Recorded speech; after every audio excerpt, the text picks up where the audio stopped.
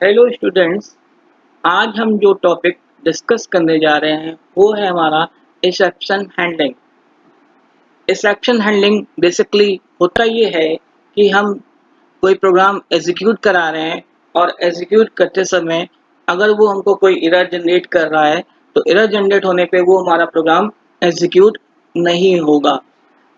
तो हम बेसिकली चाहते ये हैं कि हमारा प्रोग्राम अगर हमको आउटपुट जनरेट नहीं कर रहा है तो उसके एवज में वो हमको कोई दूसरा आउटपुट प्रोवाइड करे, या जो भी एरर जनरेट हो रही है उसके बारे में वो हमको अलग से मैसेज के थ्रू हमको कोई मैसेज डिस्प्ले करके दिखाए।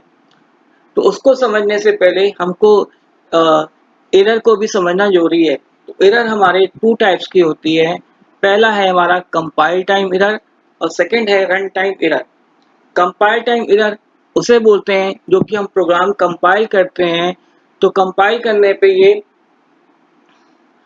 जो हमको एरर जनरेट करे वो हमारा कंपाइल टाइम एरर कराता है। कंपाइल टाइम एरर को हम लोग सिंटैक्स एरर भी बोलते हैं। तो कंपाइल टाइम एरर को हम लोग रन टाइम एरर नहीं बोल सकते। अब आते हैं second, run time error. Run time error is logical error. Logical error किसे बोलते हैं? बाय चांस हमने कोई दो नंबर का एक प्रोग्राम बनाया हुआ है और उसमें मैंने इंटीजर वैल्यू ली हुई है, लेकिन जब उसको और इनपुट करा रहे हैं, इनपुट करते समय हमने वहाँ पे इंटीजर वैल्यू ना इनपुट करके हमने कोई स्ट्रिंग वैल्यू इनपुट करा दी, तो वो बाय मिस्टेक क्या कहलाएगा? हमारा रन टाइम एरर या लॉजिकल एरर। इन दोनों केसेस में इन एरर को यहाँ पे हम लोग करेक्ट कर सकते हैं, लेकिन कुछ एरर ऐसी होती है जिसको कि हम लोग हैंडल नहीं कर सकते हैं, जो या तो कंपाइल टाइम एरर के थ्रू या रन टाइम एरर के थ्रू। तब वहाँ पे हमारा क्या यूज होता है? Exception handling. एक्सेप्शन हैंडलिंग इसे हम लोग रन टाइम एरर भी बोलते हैं, जिसको कि हम रिमूव नहीं कर सकते। अब एक्सेप्शन हमारे टू टाइप्स के होते हैं, अनस्ट्रक्चर्ड एक्सेप्शन और स्ट्रक्चर्ड एक्सेप्शन। अनस्ट्रक्चर्ड एक्सेप्शन क्या होता है? जहाँ पे कि हम एक स्ट्रक्चर फॉर्म में कोई भी चीज जनरेट नहीं कर रहे हैं, यहाँ पे कोई लेबल के थ्रू हम वहाँ पे एक्सेप्शन जनरेट कर रहे हैं, वो हमारा क्या कहलाएगा? Unstructured exception. तो आज हम इस वीडियो में सबसे पहले हम लोग अनस्ट्रक्चर्ड एक्सेप्शन के बारे में बात करेंगे।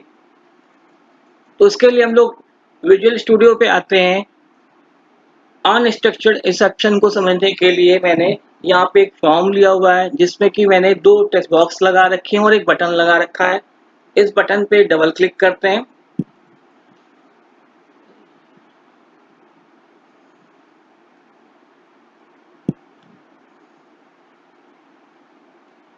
इस बटन पे डबल क्लिक करने पे आप देख लो कि मैंने यहाँ पे लिखा हुआ on error go to PP.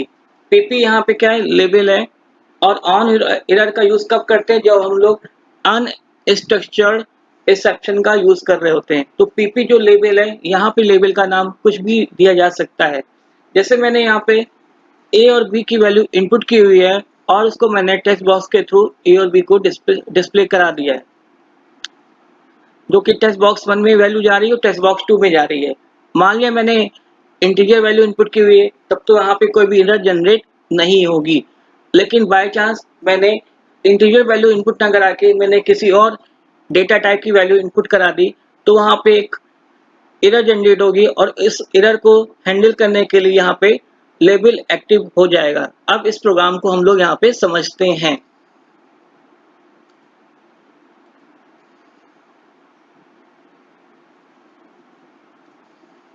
इसके लिए सबसे पहले F5 करते हैं।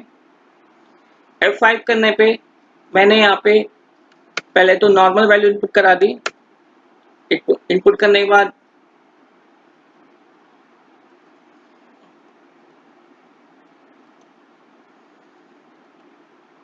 सबसे पहले बटन पे क्लिक करेंगे। क्लिक करने पे हमसे यहाँ पे वैल्यू इनपुट करने के लिए कह रहा है। हमने यहाँ पे वैल्यू इनपुट करा दी। इनपुट करने में देखिए हमारा आउटपुट जनरेट होके आ रहा है। तो यहाँ पे कोई भी एरर नहीं आ रही है।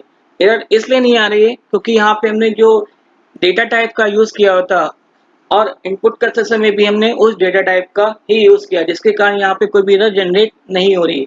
अब इसी प्रोग्राम को दोबारा फिर से देखते हैं, फिर से F5 करते हैं।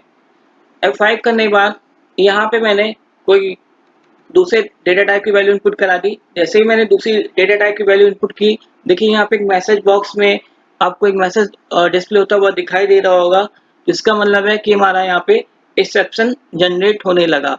तो इसे यहाँ पे हम लोग क्या बोलेंगे, अनस्ट्रक्चर्ड एक्सेप्शन बोलेंगे। अनस्ट्रक्चर्ड एक्सेप्शन को जैसे मैंने यहाँ पे गोटू का यूज किया हुआ है, तो जैसे आप लोग सी लैंग्वेज में गोटू स्टेटमेंट पढ़ा होगा, तो गोटू स्टेटमेंट को हम लोग अनकंडीशनल स्टेटमेंट बोलते हैं। उसी तरह से VB.NET में जहाँ पे ऑन एरर गोटू लिखा हुआ है, उसे हम लोग अनस्ट्रक्चर्ड एक्सेप्शन के रूप में देखेंगे। तो इस तरह से हमारा ये टॉपिक यहीं पे फिनिश होता है।